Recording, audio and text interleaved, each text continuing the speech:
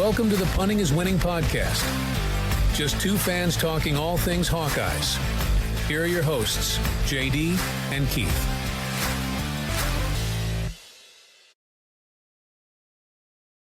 Welcome back, Hawkeye fans, to Punting is Winning, the All-Iowa podcast. We're your hosts, Keith and JD.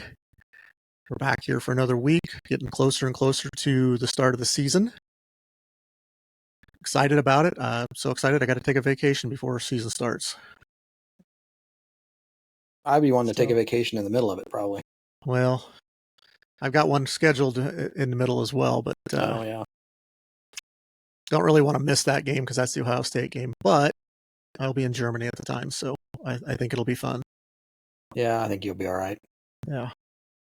So let's start with last week's question of the week, which I did misstate when I asked the question, but the answer still remains the same.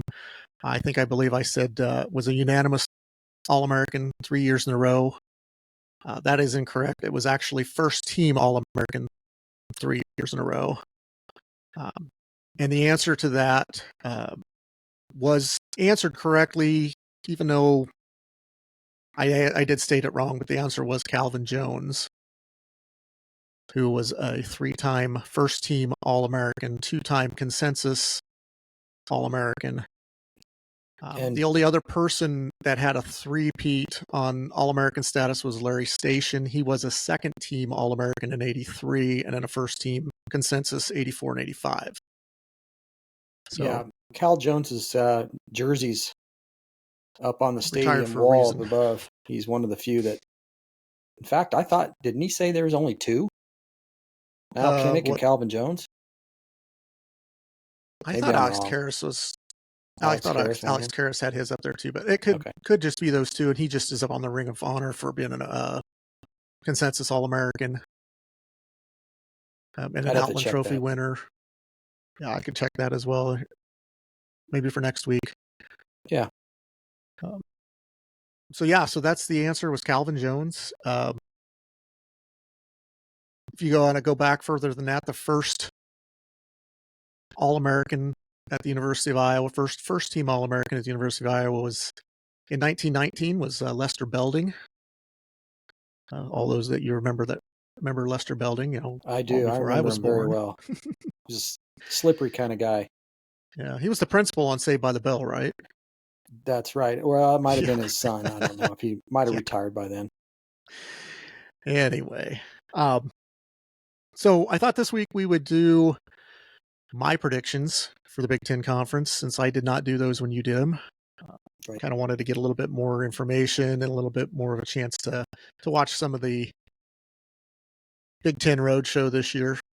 And I don't know. Their predictions are always going to be wrong, but I'll give it a shot here. So we will start out. We'll go in alphabetical order, starting out with Illinois. I've got Illinois 5-7 overall, 3-6 in the conference. I see there's a real big stretch where they've got some tough games at Nebraska, at Penn State, home against Purdue, which I think after watching it a little bit, I think Purdue's going to be a little bit better than I had first anticipated. Then they're home against Michigan, then at Oregon. That's a pretty rough stretch. Yeah. I'd say that's a lot of losses strung back to back. Just to remind everybody, when I did mine, so you don't have to go back and look to see how I predicted it, I had Illinois at 6-6 and 4-5. Okay. Yeah, you probably had them beating Purdue, I think. I don't have that down, but I'd have to look back probably. So yeah, I think that's a fair assessment for where Illinois is at based on their schedule. They do have a rough schedule. Next was Indiana. I'm not high on Indiana at all. As a matter of fact, I have them 3-9 overall and 1-8 in the conference. So their only conference win being against against UCLA. I have them 3-9 and 0-9. Actually, I think I screwed up. I should have had them 4-8 and 1-8 in the conference, because I had a L in the column for Western Illinois, and I think they'll beat Western Illinois. I think basically, I think what they'll do is they'll win their first 4 and then they'll lose their last 8.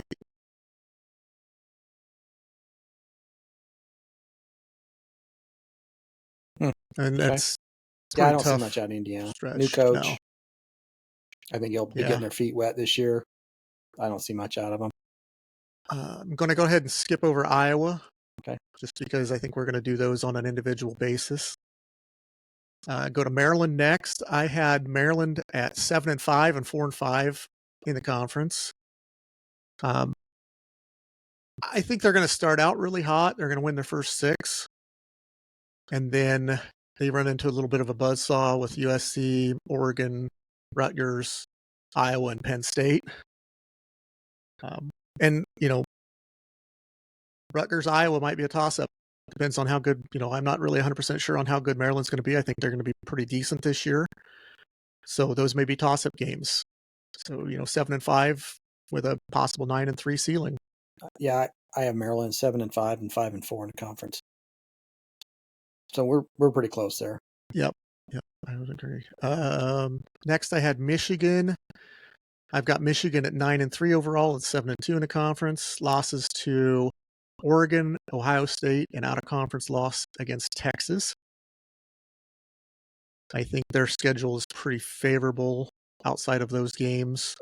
They do get USC at home.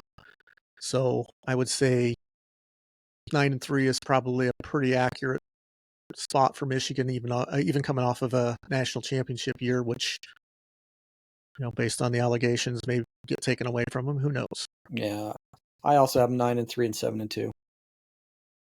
Okay. Next was Michigan State. Not high on Michigan State with a brand new coach, basically a whole new team. I do have them at 4-8 overall and 2-7 in the conference. Their 2 wins in conference against Purdue at home and against Indiana at home. I have them 3-9 and 1-8. Yeah, I see them. I think it's a rough conference schedule. Especially when you consider the second week they're at Maryland. That's tough to pick up a conference game early.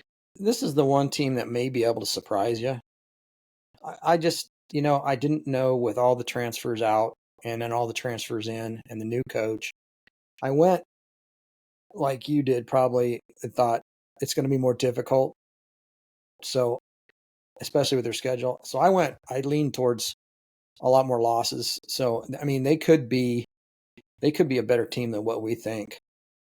Yeah. I don't see it, but it wouldn't surprise me if they were 6 wins. I could see a 5-win. Maybe, the Boston College game might be a W, and, maybe they beat Illinois at Illinois, or they surprise Rutgers at the end of the season. I'm pretty high on Rutgers this year. I think they're going to be pretty good this year, but we'll get to them. Next was Minnesota, a team that I am not high on this year at all. I think their schedule is absolutely brutal. I have them at 3-9 and 1-8 with their only win against UCLA, because their conference schedule, they open with Iowa, they're at Michigan, they're at home against USC, at UCLA, home against Maryland, at Illinois, at Rutgers, home against Penn State, and at Wisconsin. That's a pretty brutal schedule. Yeah. I got them at 5-7. I think I'm a little better. I think I like them a little more than you do, but also 2-7 in the conference. So I have them winning their 3 out of conference games and 2 in conference games, and that's it. See, I have them losing to North Carolina. Yeah, I got them winning that one. I don't have a lot of faith in the boat rower. I think the boat's sprung a leak, and he's not going to be able to fix it this year. Yeah, I think that schedule's not going to allow him to. He better learn to row really fast. Next, I have Nebraska. And as much as it pains me, I have Nebraska at 7-5, 4-5 in the conference. Exactly the same. I think their first 5 games are very winnable. The toss-up maybe being Colorado, but I think Colorado's a train wreck right now. Yeah.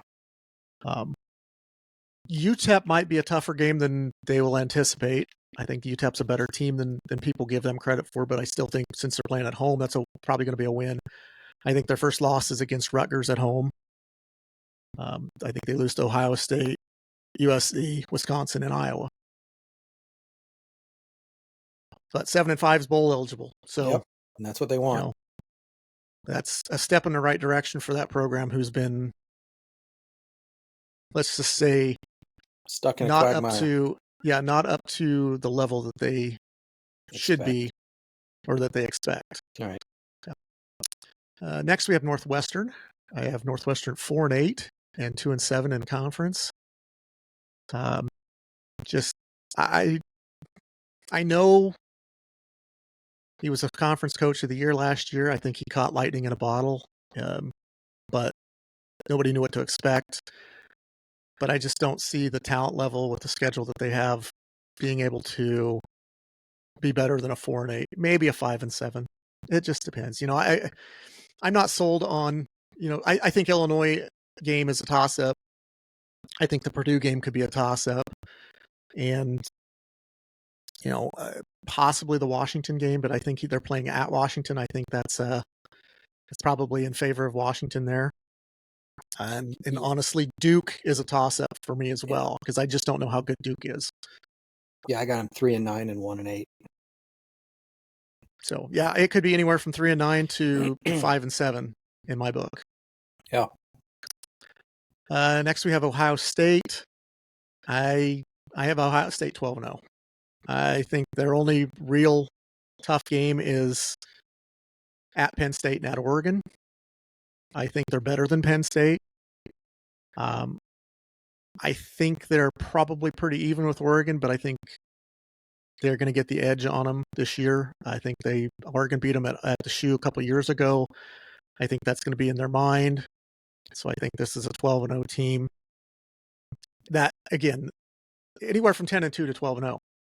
I think I went 11-1. Floor and ceiling. Yeah, I went 11-1 and 8-1. Yeah, they're lost to Oregon. Yeah.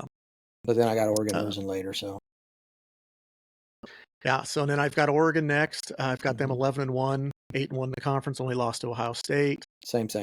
Other than I had them losing to Michigan, I think. Yeah, there's a chance. I kind of went back and forth on the Michigan. I think they're probably anywhere from a 10-2 to a 12-0 team. Well, it's at Michigan, if I remember correctly. Yeah. So, and it's in November. Yeah. But of all the West Coast teams, Washington and Oregon would have the most advantage based on climatology. Oregon and Washington aren't like sunny beach places like UCLA and USC would be. Playing in November is going to be kind of like playing in Autzen Stadium in the rain. Mm-hmm. So I don't give that a huge advantage for Michigan. I do, obviously playing in the big house does give them a little bit of an advantage, but I still think Oregon pulls that one out. I think those are your two Big Ten championship contenders, Oregon and Ohio State. Dark horse could be an Iowa or Penn State. So that does lead me to Penn State next. Penn State, I have at 10-2 and 7-2 overall in the conference. Losses to Ohio State, and I have them losing at USC. That's a toss-up to me, though. Yeah, 10-2, 7-2. I think they're a 10-2, 11-1 team. That's floor and ceiling for them in my book. Just because I think their schedule is fairly weak. I mean, the Illinois, USC, they're at Wisconsin. They got Washington at home. They're at Purdue, at Minnesota, and they have Maryland at home. And it's, people talk about Iowa having a pretty weak schedule. I think that's pretty weak too, outside of having Ohio State on there. Well, USC, again, that's a toss-up for me. I went with USC just because they're at home. Let's see. Next, we have Purdue. And I am a little higher on Purdue after watching some practice films. I have them at 5-7 overall, 3-6 in the conference. I think there's a stretch in there. Oregon, Northwestern, Ohio State, Penn State is a pretty rough stretch. Northwestern's a toss-up. They could be a 6-6 team. They could be a 4-8 team. Purdue could be. So, because I have them beating Oregon State. Not really sure how good Oregon State's going to be. They've lost their coach, and they've got a new coach. And no conference. Don't know what type of roster that they have going into it, but they've lost. But so that's I've got Purdue winning that game, even though it's on the road. It could go either way. Yeah. So I also have Purdue 5-7, but I got them 4-5 in the conference. So I have them picking up one more win in the conference. Probably losing to Oregon State, but beating Northwestern, I would imagine. Probably. That's what you had. So next is Rutgers. Rutgers, I have 8-4 and 6-3 in the conference. Their conference losses being to Wisconsin, USC, and Maryland. And I only said Maryland because that's on the road at Maryland. I think that could be a toss-up game as well. Honestly, Wisconsin could be a toss-up game. Virginia Tech can be a toss-up game, but I think Virginia Tech's going to be a pretty decent team this year. Yeah. And playing at Blacksburg, I think that's a little tougher. So I'm going to go Virginia Tech on that. So that's why I've got Rutgers at 8-4 and 6-3 in the conference. I got Rutgers at 6-6 and 3-6. But I do think they'll be good, and they could be better than this. Yeah. Next, we have the doormat, I think, of the conference this year at UCLA. I have them at 2-10 and 0-9 in the conference. I just don't see a conference game that they would be favored in. Indiana, maybe. Yeah, maybe. I mean, that would be their one chance for a win in the conference, I think. That's the one chance. That's the one win I have them having. Is maybe Minnesota. I just don't see. I think Minnesota's a better team than UCLA, even though I'm not high on Minnesota this year. I have them winning at Hawaii and against Fresno State, and those could be losses too. It could be an 0-12 team. So I just don't know what to expect out of them. I don't know what kind of a coach Deshaun Foster is, other than one that's petrified of the media, or at least was the first day. By all accounts, I hear his football knowledge is good, but I just don't see the talent there right now. I see a lot of people transferred out, so I think this is just going to be kind of like a Kirk Ferentz first year. Yeah, for UCLA, they're going to struggle a little bit. Yeah, coming into a new conference, you weren't given a lot of favors by the conference on your scheduling. You've got Oregon, you got Penn State, you've got Washington, Iowa. USC, Iowa, Nebraska. I think Nebraska's a better team this year than they have been. So you just weren't given any favors. So I look for them to struggle. Next we have USC. I have USC at 9-3 and 7-2 in a conference. Could be 8-4 and 6-3. There's some toss-ups in there. The Maryland game at Maryland is a kind of a toss-up because I just don't know how good Maryland's going to be for sure. If they're as good as I think they could be, that's a toss-up. Wisconsin earlier in the season, but that's at USC, so I think that's more of a advantage USC. Nebraska at USC is probably more advantage USC because it's on the road. It's late in the year. I look for the USC to lose to Michigan, LSU, and Notre Dame. I got them 8-4, 7-2. Yeah, I mean it's close. It's a game here and there, but I think that's 8-4 to 9-3 is probably in the right range. Next, I had Washington. I have them at 5-7 and 3-6. Again, 5-7 to 7-5. I think is their mean. Yeah. I got them 6-6, 4-5. I mean, their schedule is tough. I think there could be. I don't know how good Washington State's going to be. Again, like you said, they're a team without a conference as well. So I have them losing to Washington State just because I think Washington State didn't lose as much as Washington did. Obviously, Washington is fielding pretty much a new team. What did we say? There was 48 new players coming into that roster. It's 46, I think. Yeah. Close enough. It's a lot. Over half. Yeah. Yeah. I think that's going to be tough, especially early in the year. You usually have that Apple Cup in at the end of the year. So having that early might be a little bit more advantage Washington State. And again, Washington State doesn't have a conference that's going to beat them up. So, again, but playing early, that's irrelevant. But still, I think you're looking ahead to your conference schedule. That might be a game that is a toss-up. So that could be the difference between 5-7, 6-6. I don't see them beating Oregon. I don't see them beating Penn State, USC. I don't see them beating Iowa, Michigan. Doubt they'll beat Rutgers at Rutgers. I'm not sold on them. And they could be just as good as they were last year. Yeah, this is a team that I just think is a huge, giant question mark. Yeah, because I don't know. I don't know what they're going to be like. No idea. You bring in 46 new players. And a new coaching staff. Turned over roster.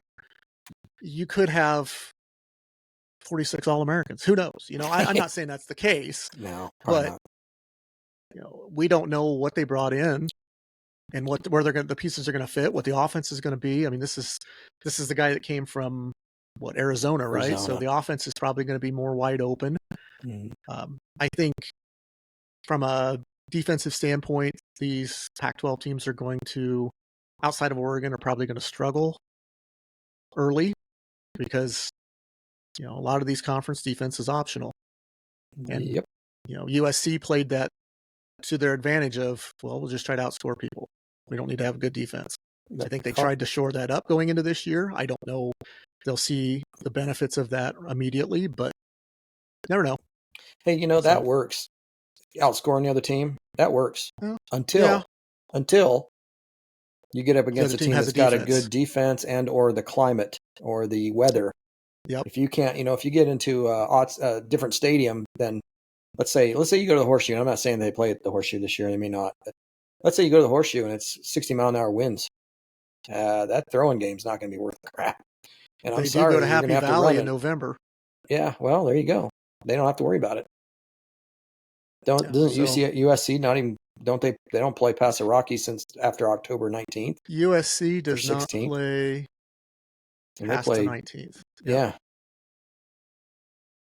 Everything is west of Denver. Everything is west of basically California. Yeah. I mean, Washington would be west of, it's all up that line, all of that coast. Yep. That leaves us our last team, Wisconsin. Not really sure what to think of Wisconsin this year. They're another one that's kind of a question mark to me. I think their schedule's tougher. You've got Alabama, you've got USC, Penn State, Iowa, Oregon. Those are their losses. I think they're 7-5 and a 5-4 team. Yeah, I like them better than you do. I got them 9-3 and 7-2. So you have them beating. I haven't beaten Iowa actually. USC, too? But I hope that never happens. Yeah, I don't see it at Kinnick. I just don't see it this year at Kinnick. I mean, Iowa's got to play better. Iowa, we've not seen the Iowa offense outside of Kids Day, which, we talked about that last week of how. What can you really take from that? Nothing. You don't know what they're working situational stuff. They're not going to try to put on a big show for the fans because that's not their style. They're going to work on stuff that they think they need to work on, and we don't know. They could have been working on plays that they haven't been executing worth a darn in practice, and they've got 15 plays that they run pretty well, and they just didn't run any of those at Kids Day because they didn't need to work on them as much. Right. That's. I think people would call me an apologist, a Kirk Ferentz apologist. I'm far from it. I am as critical as the next person, but I do try to see the positive in everything.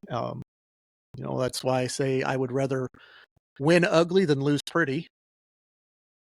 And because I see that winning is a positive, losing is not a positive, regardless of how you do it.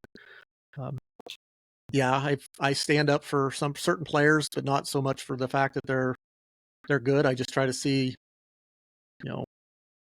let's face it, Deacon Hill was not a good quarterback. Yeah, we I'll all be the know first to that. admit it. Terrible. That's not news. But he got wins. As much as that pains me to say, and as much as people would say that's worshiping the ground that Kirk Ferentz walks on, it's far from it. I thought it was pathetic display, but still got the win. And that's at the end of the day, that's what matters. I would have rather seen Marco Linez come in as a freshman, work him on the number ones during the week, get him in on a game, and let him see what he can do, because it had to have been better than what Deacon could do. Even if he just ran the ball, he'd still be better than Deacon. I don't think the record's any different with Marco Linez in there than it is with Deacon Hill. No, I think you could interchange them, and they're probably still going to have the same. Maybe you get the Wisconsin or the Minnesota win. I don't know, because I don't know. I don't. Well, yeah. I mean, in my book, we were 11-2 going into the bowl game, but that's beside the point. So, I try to see the positives wherever I can. Try not to dwell on the negatives.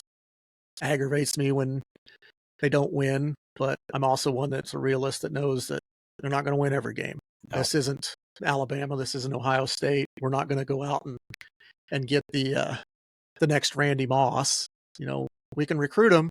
They still got to want to come here, and we don't have the pockets deep enough to do that. And it's the sad reality of it is we ask for three things. We don't have the pockets to pay them like the big teams will. We ask them to leave their ego and their diva-ness at the door, and a lot of them don't want to do that. We ask them to respect the game, and a lot of them don't want to do that. And I think if you can't fit in culturally like that, you can be the most talented player in the world. You're not probably going to play at Iowa. And that's the sad reality of it. And yeah, you can hate Kirk Ferentz for it, but I get tired of some of these guys with their diva attitudes coming in thinking, oh, I'm a 5-star. I should be starting or regardless. Now, earn your spot. Everybody's got to earn it. Yeah. And Iowa makes them earn it. And if they don't want to work, case in point, Caden Proctor, from the sounds of it, didn't want to work, didn't want to go to school. Yeah. There's the door. You got to have to do what's required. Yes, I mean, absolutely. If it's going to class and maintaining a certain grade point average, if it's coming to lift weights and do your conditioning in the off season, if it's actually, working on the field, you have to put in what's required. I mean, you should always go above what's required, obviously. Mm-hmm. If you want to get better. You can't leave status quo, because that guy that's sitting behind you on the two deeps, he wants your job, and he's going to work harder than you. And the next thing you know, you're going to be sitting watching him play. And what kind of a precedent does it show for the guy that works his ass off to sit behind a guy that just, he's got the talent, but he doesn't put in the effort?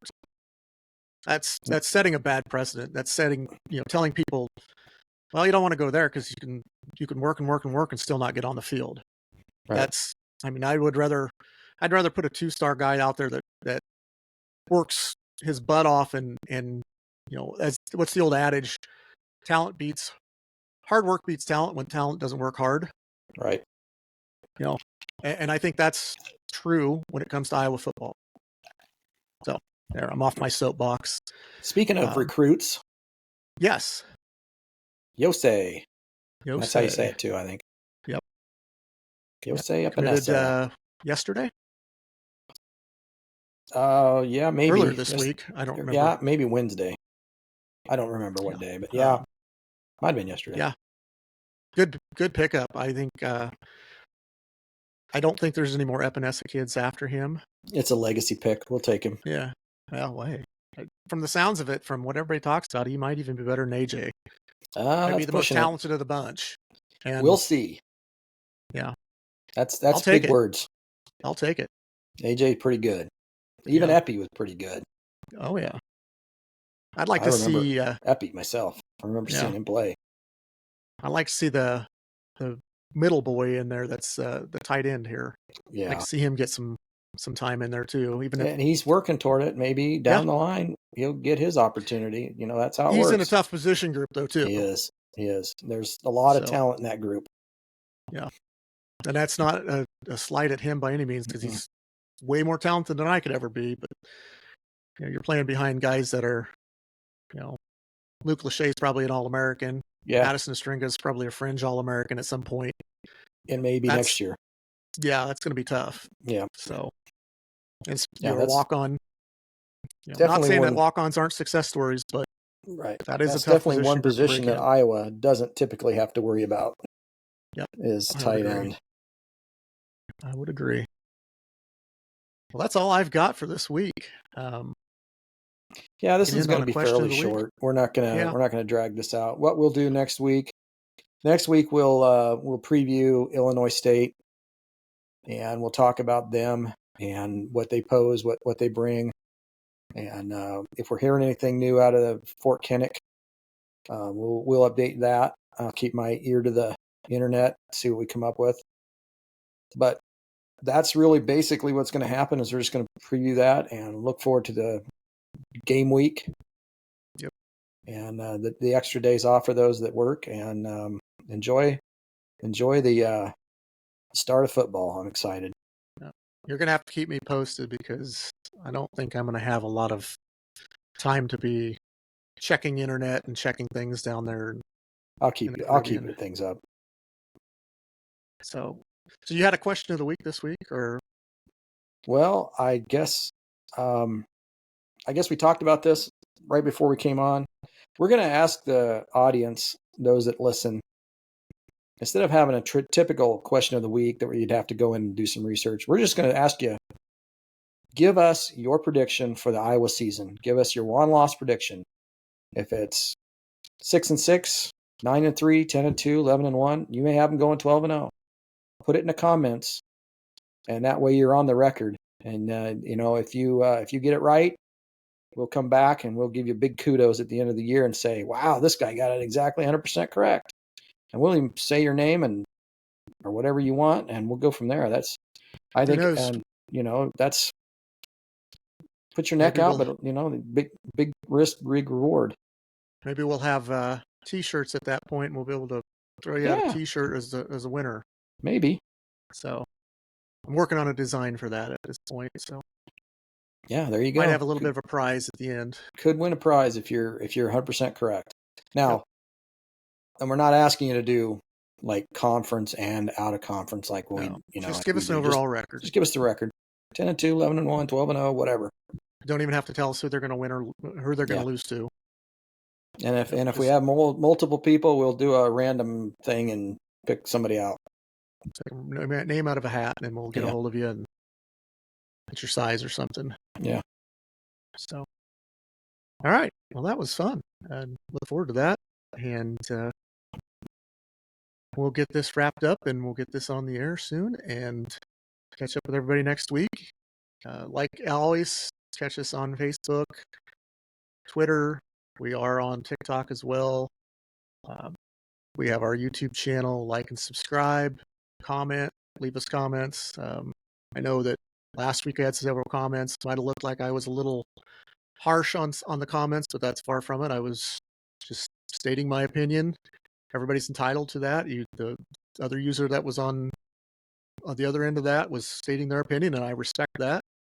That's just, as long as we keep it civil, we're good. Yeah, absolutely. There's no name calling, no back and forth. There was just here's my reasoning why, and we ask for opinions, whether we agree with them or not. That's your opinion, and we'll give you ours. And if they don't line up, hey, that's what makes the world go round.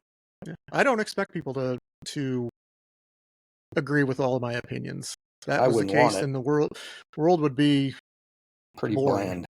Yeah, pretty boring. So, all right, something to talk about. We're all Hawkeye fans, and we all want the same thing. Yeah, Hawkeye wins. Yep. Absolutely. So, with that being said, let's end this on a rousing Go Hawks, and we'll talk next week. Okay, Go Hawks.